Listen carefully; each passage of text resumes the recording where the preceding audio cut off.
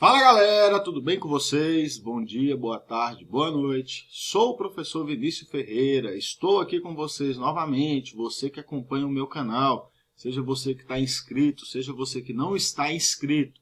E para vocês, último caso aí, não inscritos, inscrevam-se no canal, ajudem o seu amigo aqui.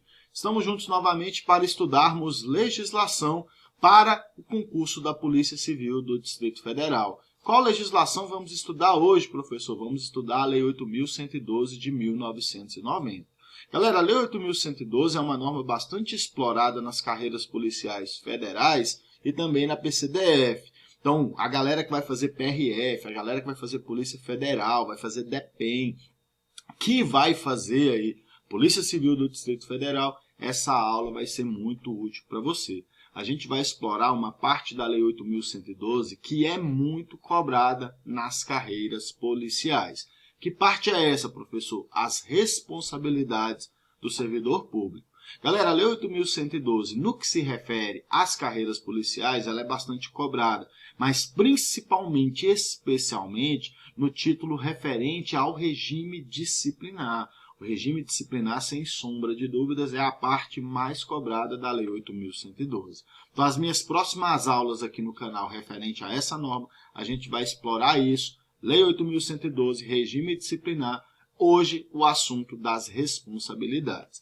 Galera, se você tiver alguma dúvida, se você precisar entrar em contato comigo, vai seguir aí na tela daqui a pouco os meus contatos, através do meu Instagram ou do meu e-mail. Se você tiver alguma dúvida e quiser, pode mandar nos comentários do vídeo aí também. Todas as notificações que eu recebo, eu respondo aí os meus alunos. É importante mencionar que o material, os slides que eu utilizo nessa aula, ficam disponíveis para você aí de forma gratuita na descrição do vídeo. É só clicar e baixar. Beleza? Então vamos iniciar aí a nossa aula de hoje, o conteúdo de legislação.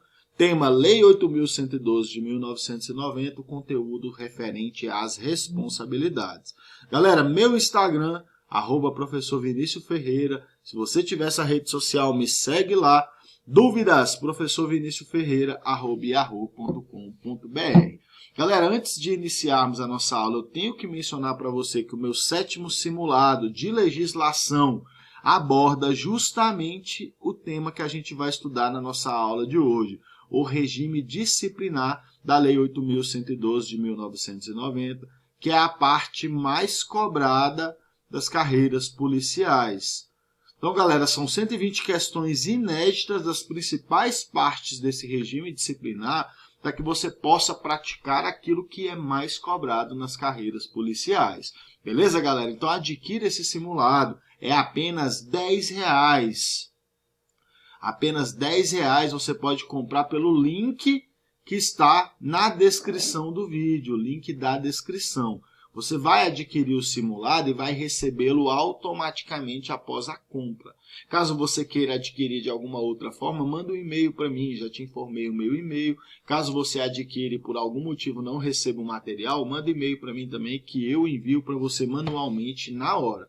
Esse simulado tem o gabarito de cada uma das 120 questões inéditas, o fundamento legal de cada uma dessas questões, fórum de dúvidas, tema de redação com folha de redação para que você possa praticar. Beleza, galera? Então, os simulados têm tido uma aceitação aí muito grande, são muitas aquisições, agradeço a cada um de vocês. Vai ser muito útil nortear o seu estudo praticando essa parte da Lei 8.112. Galera, vamos iniciar então efetivamente a nossa aula da Lei 8.112. O que é essa Lei 8.112? Eu sei que vocês sabem, essa Lei 8.112 é o Estatuto do Servidor Federal. A Lei 8.112, ela dispõe sobre o regime jurídico dos servidores públicos civis da União, das autarquias e das fundações públicas federais. Já nessa tela, a gente tem algumas informações que são sempre muito importantes e necessariamente têm que ser mencionadas para vocês. Galera, a Lei 8.112 ela não se aplica aos militares. Por que ela não se aplica aos militares, professor? Porque os militares são regidos por legislação própria. Os militares são regidos por normas próprias. Galera, A Lei 8.112 é o regime jurídico dos servidores públicos civis. A Lei 8.112 não se aplica aos empregados públicos.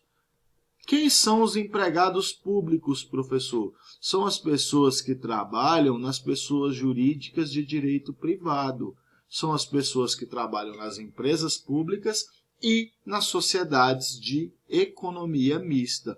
Por exemplo, os empregados públicos do Banco do Brasil, da Caixa Econômica Federal, eles não estão sujeitos à Lei 8.112, eles estão sujeitos à CLT. Então, a Lei 8.112 é esse regime jurídico. Regime jurídico é o conjunto de princípios e regras que regem a relação jurídico-funcional entre o servidor e a administração pública. É no regime jurídico que a gente encontra os direitos, as obrigações, as vantagens, as garantias, que a gente encontra as faltas funcionais, a gente encontra as regras referentes à aplicação de penalidades, as responsabilidades. Beleza? Então vamos iniciar aí o conteúdo referente à responsabilidade do servidor público. Galera, pelo exercício irregular de suas atribuições, o servidor público responde administrativamente, penalmente e civilmente. A responsabilidade administrativa está relacionada à sua responsabilidade disciplinar. É a responsabilidade perante o órgão ou entidade que o servidor integra, que o servidor público integra. Então, essa é a responsabilidade administrativa, essa é a responsabilidade disciplinar. Então, galera, o servidor público ele exerceu irregularmente as atribuições do cargo que ele ocupa. Ele pode ser responsabilizado nessas três esferas, nesses três ramos do direito. Ele pode responder na esfera administrativa, ele pode responder também na esfera penal, ele pode responder também na esfera civil. A gente vai observar no decorrer da nossa aula de hoje que essa responsabilidade ela é cumulativa e ela é independente. Beleza? Então ele pode responder no mesmo tempo, ao mesmo tempo nessas três esferas. Beleza? Vamos verificar o que é cada uma dessas responsabilidades. Responsabilidade civil ou administrativa, ela resulta de ato omissivo ou comissivo praticado no desempenho do cargo ou função. Então, galera, é assim que está expressamente previsto na Lei 8.112. Hoje, o entendimento que prevalece é que a responsabilidade civil administrativa, ela decorre de atos praticados em razão da função. Então, não é necessário que o servidor público esteja no efetivo desempenho das atribuições do cargo para que ele seja responsabilizado na esfera administrativa. Então, por exemplo, um servidor público de férias que aceita propina em razão do cargo, ele está sujeito à responsabilidade administrativa. Beleza? Então, fique atento a essas disposições. Esse entendimento é mais amplo do que está escrito na Lei 8.112. Então, a responsabilidade civil administrativa resulta de ato omissivo, ou seja, resulta de uma omissão. O que é uma omissão, professor? É o não fazer. O servidor público não faz aquilo que deveria. Ou de um ato comissivo. O que é um ato comissivo? É uma ação. O servidor público faz algo que ele não deveria fazer. Isso tudo referente ao cargo ou função, seja no desempenho do cargo ou função, seja em razão do cargo ou função. Beleza? É importante ficar atento a essas características. Galera, a responsabilidade penal do servidor público abrange os crimes e as contravenções imputadas ao servidor nessa qualidade. Como assim, professor, nessa qualidade? Na qualidade de servidor público. Galera, a responsabilidade penal do servidor decorre de infrações penais praticadas pelo indivíduo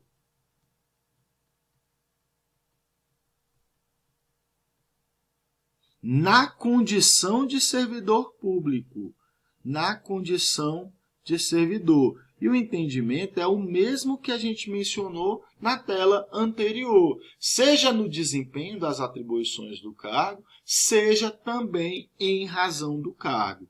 Beleza, galera? Então essa é a responsabilidade penal. É a prática de um crime ou de uma contravenção pelo servidor público. Isso vai resultar em um processo penal e ele será criminalmente responsabilizado. Beleza, galera? Responsabilidade penal e criminal são expressões sinônimas. Fique atento a essa informação, porque as bancas examinadoras já utilizaram essa informação em provas de concurso público. Bastante atenção. Já a responsabilidade civil do servidor público decorre de ato omissivo ou comissivo, doloso ou culposo, que resulte em prejuízo ao erário ou a terceiros. Com relação a essa responsabilidade, alguns comentários são pertinentes e deve ser esclarecido para você.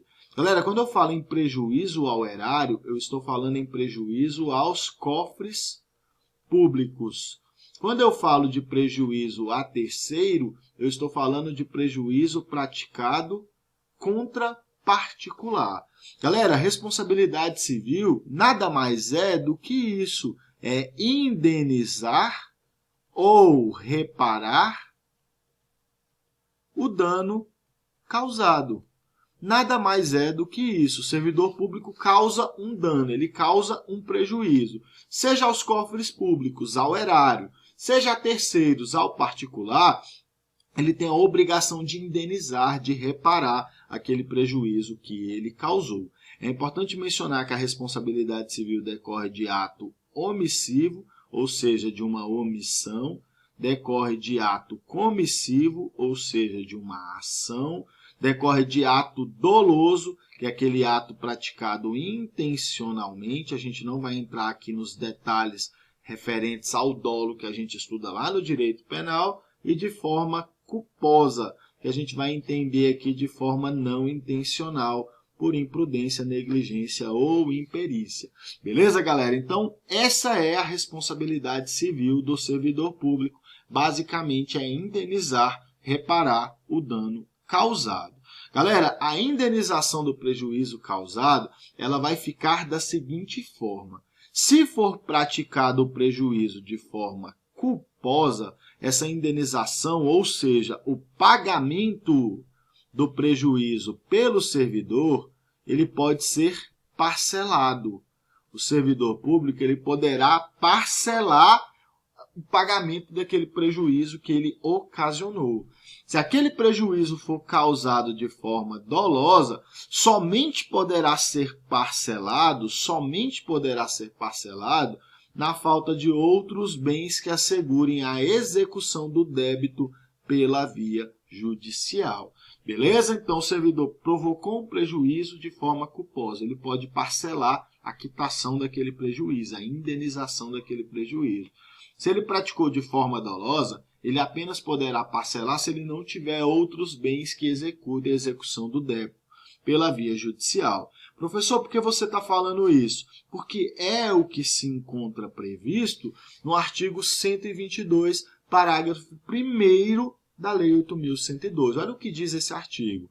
A indenização de prejuízo dolosamente causada ao erário somente será liquidada na forma prevista no artigo 46, na falta de outros bens que assegurem a execução do débito pela via judicial. Então, galera, causou um prejuízo aos cofres públicos. Somente será liquidado esse prejuízo na forma prevista no artigo 46, que fala do parcelamento, se o servidor não tiver outros bens que assegurem a execução do débito pela via judicial. Observe o que diz esse artigo 46, é sempre importante fazer essas referências. O artigo 46 diz: as reposições e indenizações ao erário atualizadas até 30 de junho de 1994 serão previamente comunicadas ao servidor ativo, aposentado ou ao pensionista, para pagamento no prazo máximo de 30 dias, podendo ser parceladas a pedido do interessado.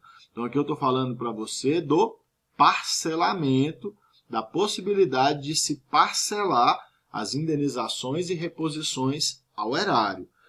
Parágrafo 1º diz: o valor de cada parcela não poderá ser inferior ao correspondente a 10% da remuneração, provento ou pensão.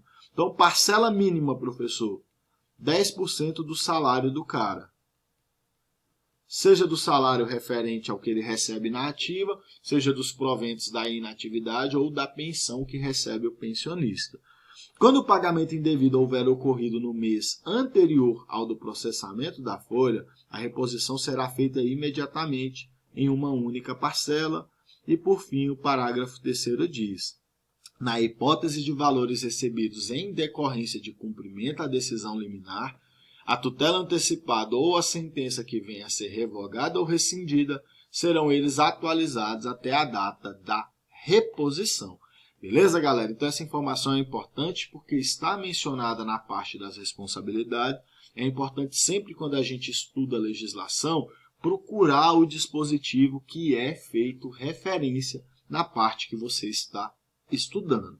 Beleza? Galera, pergunta importante de número 1. No caso de dano causado a terceiro, no caso de dano causado a particular, o servidor público poderá ser processado diretamente pelo particular lesado? Galera, a gente tem vários entendimentos referentes a esse assunto. A pergunta é: o particular pode cobrar diretamente o servidor que foi provocador do dano? Galera, a resposta é negativa, não. Esse é o entendimento que ainda prevalece. Galera, não pode cobrar diretamente o servidor público que causou o dano. O particular lesado, galera, ele vai cobrar o Estado, ou seja, ele cobra a União. Se a União for obrigada a indenizar, a União cobra o servidor em ação de regresso. É assim que também estabelece a Lei 8.112 de 1990. Observe o que diz o artigo 122, parágrafo 2º. Tratando-se de dano causado a terceiro, responderá o servidor perante a Fazenda Pública em ação regressiva. Galera, a ação regressiva é uma ação que é posterior à ação de indenização. Como eu disse para você, o particular cobra, o Estado cobra a União. Se a União for obrigada a indenizar o particular, posteriormente, em ação regressiva, a União vai cobrar o servidor público responsável pelo dano.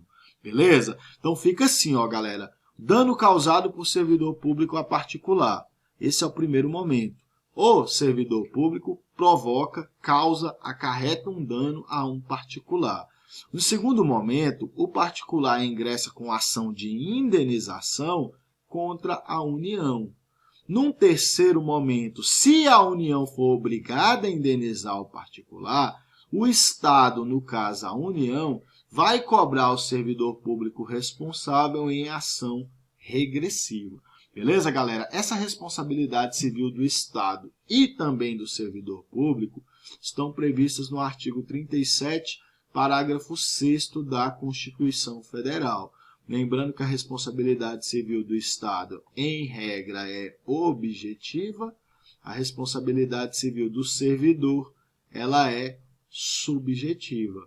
O servidor só vai ser obrigado a indenizar o Estado daquilo que o Estado pagou ao particular se ele tiver agido com dolo ou culpa. Beleza, galera? Informação importante da Lei 8.112 para a sua prova. Galera, pergunta 2, pergunta importante. A obrigação do servidor público de reparar o dano causado se estende aos seus sucessores? Como assim, professor, sucessores? Entenda sucessores como herdeiros. Se estende, professor? A resposta é positiva, sim. Se o servidor provocou um dano e, por exemplo, ele faleceu, os seus sucessores, os seus herdeiros, serão obrigados a assumir aquele dano, serão obrigados a indenizar aquele valor, mas até o limite do valor do patrimônio transferido, apenas até o limite do valor do patrimônio transferido. Fique atento a essa informação, ela é importante para a sua prova. Olha o que diz a Lei 8.112 a respeito. A obrigação de reparar o dano estende-se aos sucessores e contra eles será executada até o limite do valor da herança recebida. Como assim, professor? Explica isso melhor. Então, vou deixar situações hipotéticas aqui para você compreender esse assunto. Primeira situação hipotética. Chaves, servidor público, foi obrigado a indenizar particular no valor de R$100 mil. Galera, o Chaves faleceu e deixou uma herança de R$150 mil a seus sucessores. Como que vai ser distribuída essa herança, galera? R$100 mil vai ser para indenizar. Os 50 mil que sobraram ficam para os sucessores. Olha a segunda situação hipotética. Seu Madruga, servidor público, foi obrigado a indenizar particular no valor de R$100 mil. Seu Madruga faleceu e deixou uma herança de R$10 mil a seus sucessores. Galera, desses R$10 mil aqui, o que vai ficar? 10 mil vai para a indenização. Quanto os sucessores terão que pagar além disso? Nada, porque a responsabilidade sucessória ela só atinge o valor do patrimônio transferido.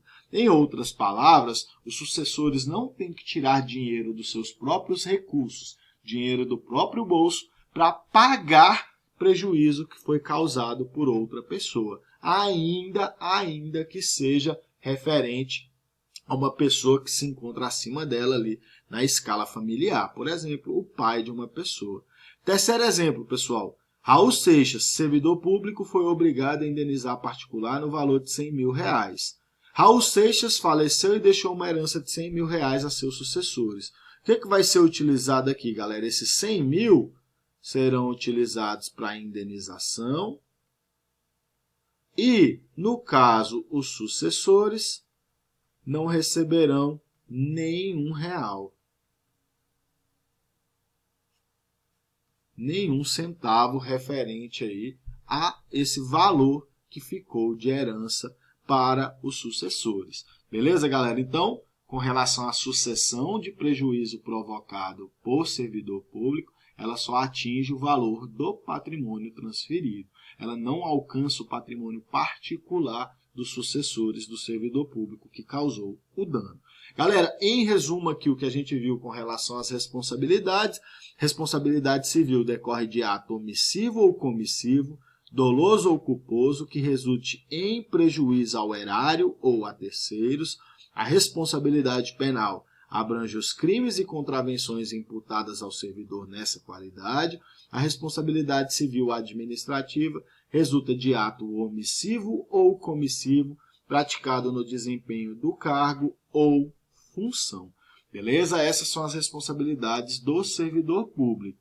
Galera, as sanções, ou seja, as penalidades civis, penais e administrativas, elas são cumulativas, ou seja, elas são aplicadas em cúmulo. E elas são independentes entre si. Então, galera, ao mesmo tempo, por uma única conduta, o servidor público pode ser responsabilizado civil, penal e administrativamente. Então, galera, suponhamos que o servidor público ele tenha recebido propina no exercício das suas funções. Ele pode ser responsabilizado nessas três esferas. Ele pode ser obrigado a indenizar os cofres públicos pelo prejuízo que ele causou. Ele pode receber uma pena privativa de liberdade por ter praticado um crime contra a administração pública, no caso a corrupção passiva, lá do artigo 317 do Código Penal. Ele ainda pode ser demitido por causa daquilo que ele praticou. Galera, essas sanções aqui, ó, elas podem ser somadas umas às outras.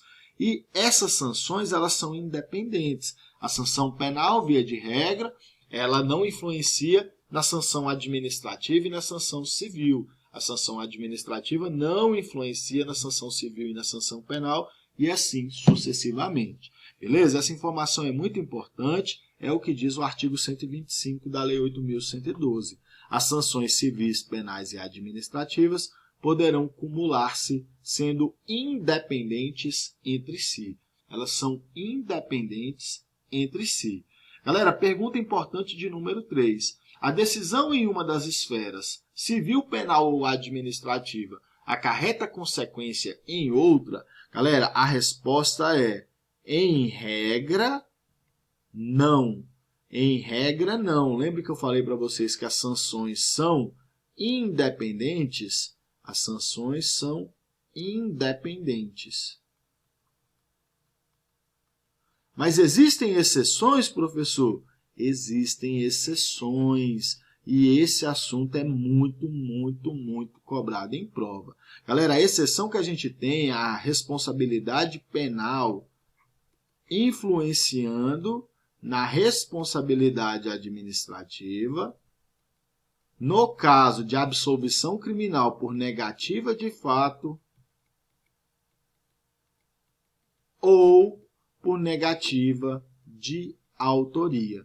Vou falar melhor sobre isso na nossa próxima tela.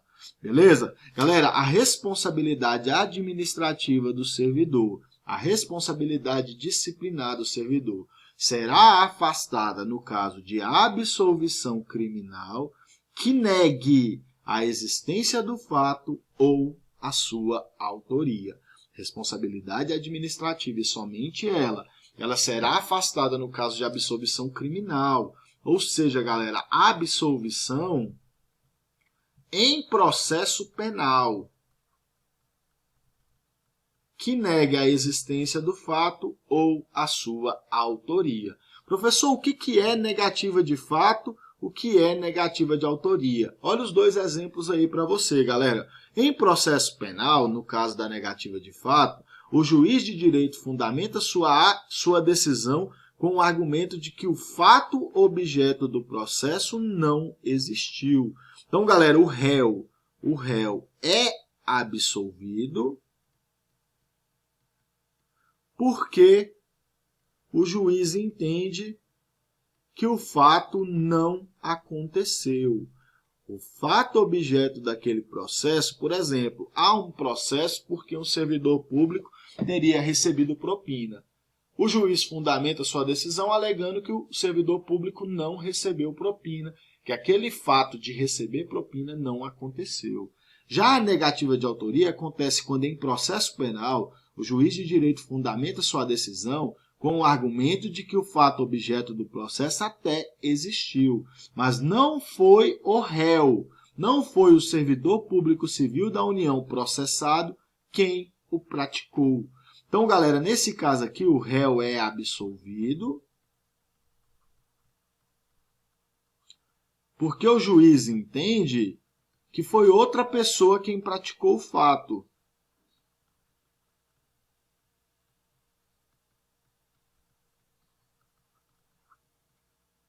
Beleza? Então, o juiz entende o seguinte, ó, alguém até recebeu propina, mas não foi esse servidor público que está sendo processado. Foi uma outra pessoa. Então, há uma negativa de autoria. Não foi o servidor processado quem praticou aquele fato. Galera, somente no caso de negativa de fato e no caso de negativa de autoria que a responsabilidade administrativa será afastada. As bancas adoram falar que a ausência de provas afasta a responsabilidade administrativa. Isso vai estar incorreto. Tome bastante cuidado com relação a essas informações. São muito importantes para a sua prova. Beleza, galera? Então, você vai levar para a sua prova da seguinte forma. As sanções civis, penais e disciplinares são cumulativas. regra geral, elas são independentes. Se cai na sua prova sanções civis, penais e disciplinares são independentes, você vai marcar que o item está correto, sem sombra de dúvidas. Mas temos uma exceção. Galera, as sanções serão dependentes ficando afastada a responsabilidade administrativa no caso de absolvição penal por negativa de fato ou negativa de autoria. Beleza, galera? Então é muito importante ficar atento a essas características da Lei 8.112, porque esse assunto é muito explorado em prova. Galera, o artigo 126A é um artigo também importante que já foi cobrado na sua literalidade. Ele diz: nenhum servidor poderá ser responsabilizado civil, penal ou administrativamente por dar ciência à autoridade superior ou, quando houver suspeita de envolvimento desta a outra autoridade competente para apuração de informação concernente à prática de crimes ou improbidade de que tenha conhecimento, ainda que em decorrência do exercício do cargo, emprego ou função.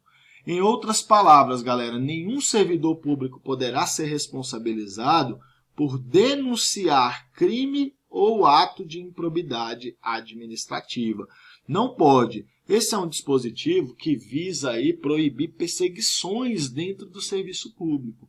O servidor tomou conhecimento de uma irregularidade, tomou conhecimento de um crime ou de um ato de improbidade. Ele denunciou e se impede que ele seja responsabilizado civil, penal ou administrativamente em outro momento.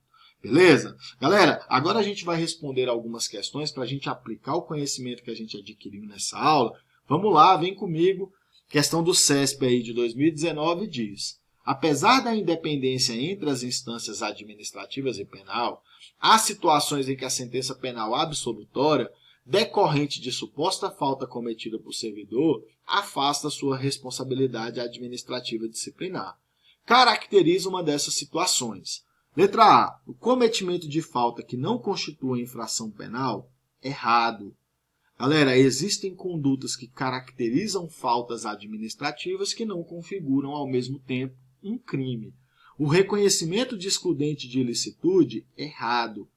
Galera, o reconhecimento de excludente de ilicitude não afasta a responsabilidade administrativa do servidor. A gente tem uma disposição nova na nova lei de abuso de autoridade que afastaria sim a responsabilidade administrativa, mas a gente está estudando aqui a lei 8.112 de 1990, beleza? A negativa de autoria do fato delituoso pelo réu, galera, aqui está certo, ó. Esse é o gabarito da nossa questão. Lembre-se, a responsabilidade administrativa será afastada no caso de negativa de fato ou no caso de negativa de autoria. Beleza? Olha o erro da letra D e da letra E, que também estão erradas. A conclusão na seara penal pela ocorrência de falta residual está errado, e a prova de que o réu concorreu para a infração penal. O item também está errado. Galera, observe a resolução da questão 1. A responsabilidade administrativa do servidor, ela será afastada no caso de absolvição criminal que negue a existência do fato ou sua autoria. Beleza? No caso de negativa de fato ou negativa de autoria, responsabilidade administrativa será afastada. Beleza? Galera, questão 2, questão do CESP do ano de 2018, diz o seguinte: com relação à responsabilidade de servidor público que deixe de praticar indevidamente ato de ofício, julgue o item a seguir. Sanções penais e administrativas não poderão ser cumuladas, ainda que caracterizadas a materialidade e a autoria da conduta do servidor. Galera, essa questão 2 ela também está muito errado. As sanções elas são cumulativas. Pelo exercício irregular de suas atribuições, o servidor pode responder ao mesmo tempo na seara penal, civil e administrativa. Professor, dá um exemplo disso aí. Galera, o servidor público, por uma única conduta, ele pode ser demitido, que é uma sanção de natureza administrativa, e ele também pode ser preso. Isso é uma sanção de natureza penal. Então, questão 2, o item está errado. as sanções civis, penais e administrativas são cumulativas, elas são independentes entre si. Essa aqui é uma regra geral. Beleza? Vamos lá, galera. A terceira questão, questão do CESP aí de 2018, diz o seguinte: com relação à responsabilidade de servidor público que deixe de praticar indevidamente ato de ofício, julgue o item a seguir. Servidor não poderá responder penal e administrativamente por um mesmo fato referente ao exercício irregular de suas funções. Galera, questão 3, o item está errado. Esse não aqui, ó, ele macula a questão. O servidor poderá, sim, responder penal e administrativamente por um mesmo fato referente ao exercício irregular de suas funções. Olha a resolução da questão 3, a gente já sabe essa resposta. As sanções civis, as sanções penais e as sanções administrativas, elas são cumulativas, ou seja, pode responder nas 3 esferas pelo mesmo fato, e elas são independentes entre si. Galera, segue na sua tela aí o gabarito das questões que a gente resolveu nessa aula. Primeira questão, letra C. Segunda e terceira questão, os itens estão errados. Gostaria de agradecer imensamente por a gente estar aqui estudando junto para o concurso público. Tamo junto, galera. Rumo à aprovação. Espero que você obtenha sucesso na sua jornada como futuro servidor público. Então, galera, a gente se vê em mais uma nova aula da Lei 8.112 em breve. Espero que essa aula tenha sido útil para você. Espero que eu esteja conseguindo aí contribuir com a sua futura aprovação. Forte abraço. A gente se vê em breve. Tamo junto, hein?